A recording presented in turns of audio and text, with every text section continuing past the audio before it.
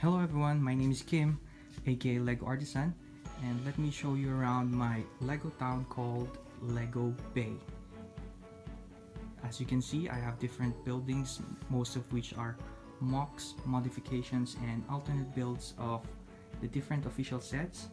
And we'll be going around to see the different ones that I have made so far, and probably give you a small tour. First off is the Ninjago district, which consists of the Ninjago City Gardens, Ninjago City Docks, as well as my own creation, which includes different smaller sets of Ninjago, as well as spare parts from my collection.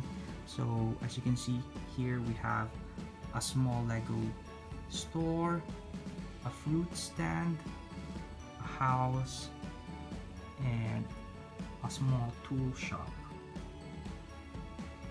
This one is a half base plate modular MOC, and it complements well the two different Ninjago City modular buildings. On this area we have the modification of the Joker Manor, which has been turned into a modular hotel called Wayne Hotel, and just beside it is the Disney train station, also modular form on the 32 by 32 base plate.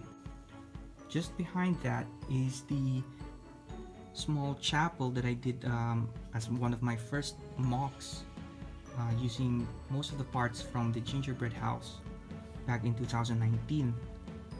Then next to it is the European Jazz Cafe by a different designer named Inyong Bricks. If you haven't seen his work, you could check it out on belvabricks.com or rebrickable.com. It's a very nice modular building, and it's an alternative build of the assembly square. Next to it is the Harry Potter modular moments. The interiors of it include all the 4 books that have been released back in 2021, I think. And the facade is a combination of the astronomy tower and the clock tower. So it's a different combination of the 6 sets so far. Lego has released 2 more books, which I intend to combine here as well. Maybe probably add an intermediate floor for it. Next to it is La Locanda, which is a modification of a friend set. I would say it's an upgrade from a small set now to a 32 by 32 building, which also has a smaller wine shop at the top, a scooter shop at the bottom, and then the restaurant and living space. And then we have the official sets, the Parisian restaurant, which has been slightly modified in the interior, as well as the assembly square, which has also been modified to fit into 2 base plates. So there's more room in front for different scenes for minifigures, as well as make use of the full space and facade of the sand blue building. Then next to it is the outdoors sports shop, which has different establishments, including a small grocery shop, as the outdoors sports shop, barber shop on top, a dojo, and a living space. I also intend to put one more level here, which is currently under construction as I collect the pieces. Next to it is the alternative build for the latest Lego Modular Boutique Hotel. This one is the El Cubo Fine Art Cafe.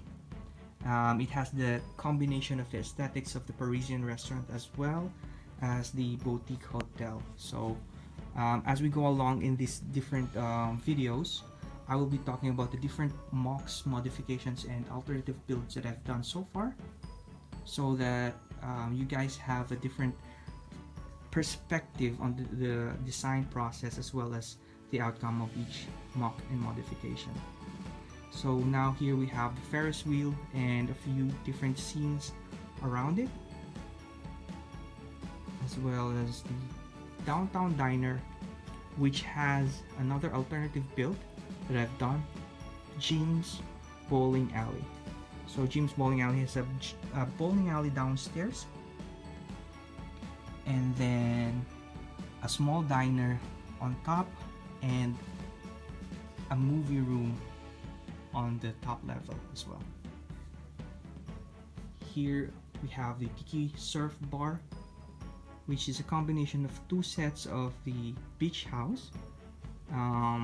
It uses all the parts that there is in those two sets and combines them into a 16 by 32 modular building. And then we have here the official set of the Pirates Barracuda Bay, and the smaller ones are also official sets.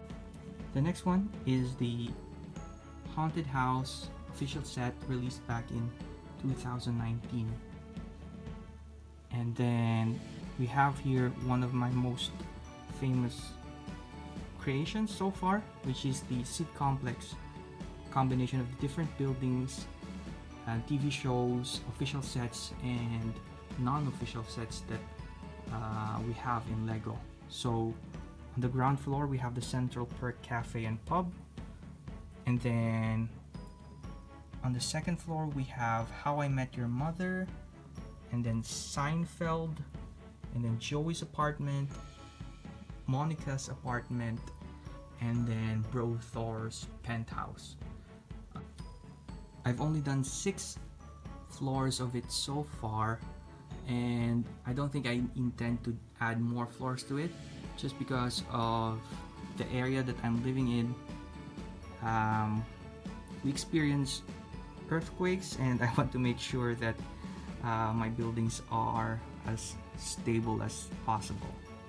So with that, I did the Sitcom Suites, a spin-off of the Sitcomplex, wherein the additional floors like Queer Eye and Will and Grace and New Girl and now Sesame Street have a similar layout, wherein they could fit well and really be able to stand tall beside the Sitcomplex. I intend to add more floors to it as Lego releases official sets, or as I design new TV shows. Then we have the Avengers Tower. It's not as big as one would expect from the different Lego cities that we've seen so far. They usually go for a 32 or a 48 by 48 building. I'm fine with just having it on a 16 by 32. Doesn't need to be that big. And then also we have the Daily Bugle, filled with all the different characters from the Marvel scenes. And moving up to the second level, we have here the Silkwood corner, one of my first MOCs as well, that has gone through different modifications and revisions, but has remained to have the different establishments like the seamstress shop, the carpenter's shop, and the living space upstairs, as well as the boutique hotel right next to it. I think this is the perfect spot for the boutique hotel. It's very difficult to add it to the city given the shape that it has, but I think the Silkwood corner complements it really well, wherein you have here an open space in front of both of the buildings, and then here is the boutique hotel right next to the bookshop house, and another MOC, which is the art center. As we move along, we have here another one that I have, which is the town square corner, composed of 5 different establishments, including a ramen noodle shop, a tea shop, a medical center on the top floor, and a cafe on the rooftop. And now we have the police station, and just beside it is the town square pub, which is an alternate build of the assembly square, one that I've done as a design on the 32 by 32 building, and then the corner garage, and then you have the bookshop, and then another alternate build, this time for the police station. This one is called the Crown Jewel. The ground floor is a jewelry shop, and then you have a publishing office in the middle floor, and the YouTuber's studio on the top floor. Now we're going to the most favorite part of the area that I've built so far, which is the back of the chapel and just beside the tree house. As you can see, it's very detailed, and then just beside it is the 3-in-1 castle and the blacksmith. Just behind it are the combined Lego Harry Potter sets that has served as the wall of my second level. The good part about this tunnel is that it leads to an area behind the modulars, which consists of the different Harry Potter sets, mainly the Diagon Alley, which I intend to expand using different Harry Potter sets as well, and the winter sets that I've built so far, modifications of the winter cabin as well as the elf clubhouse. One thing that is different with my Lego town is that it's accessible at the back, although some might think it's a waste of space. I do want my Lego town to be accessible in all different areas because I want people to be able to touch and play with the sets, especially my nephew and niece. Whenever they come here, they would play with different sets. As you can see on this part, I've designed the Sitcomplex and Sitcom suites to have a clear backside, so you can see the interior even if you do not remove them per floor. So it might be a little bit hard to see, but it's still there. You can see all the different details put in each floor.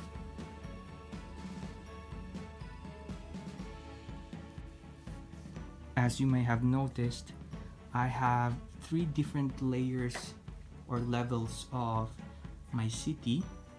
The top level, which consists of modulars, as well as a small space for a road, and then the middle level, which has the train track but doesn't have the roads. People usually would just have to walk or take the train. And then at the lower part of that, I'm also starting up an area where you could fit in the city sets, all the cars and the vehicles, and probably maybe a railway or a metro. I'll still have to think about it. And then on this part is the storage area. It's messy, I know, but I do intend to make it clean. It's just that as you do these projects, things get messy and they just pile up. So there you have it. That's my first ever Lego town tour, and as you can see from my layout, it's a combination of different inspirations that I got from different Lego YouTubers like Robin Hood Bricks, Mr. Bookyboo, Dr. McBrick, Brixie, Brixonville, and a few others. And I tried to take the best of what they've done so far and try to do something that is my own. And as we go along these videos, I will make special videos or specific videos for each modular mock that I've done, and then we'll go into details of how I did it, what are the inspirations for it, the sets that I've used, and how I managed to do the different buildings that we have. I'll try to make more videos as we go along, and hopefully you guys enjoy. If you like any of the modular buildings that I have shown so far, please do visit bellevuebricks.com or brickable.com or mocsmarket.com. Also, if you like sets like the Sitcomplex and the Sitcom suites, buildamock.com offers authentic Lego parts for them. So that's it for my first Lego town tour. If there's a specific modular building that you want me to do a video on, a detailed interior and exterior review, please let me know in the comments below. And if you like these kind of videos, do comment and subscribe. Thank you very much and have a good day. Bye.